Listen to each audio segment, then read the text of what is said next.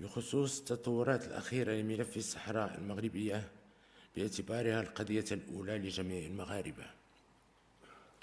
لقد قلت منذ اعتلاء العرش أننا سنمر من قضية وحدتنا الترابية من مرحلة التدبير إلى مرحلة التغيير داخليا وخارجيا وفي كل أبعاد هذا الملف. ودعوت كذلك للانتقال من مقاربة رد الفعل إلى أخذ المبادرة والتحلي بالحزم والاستباقية.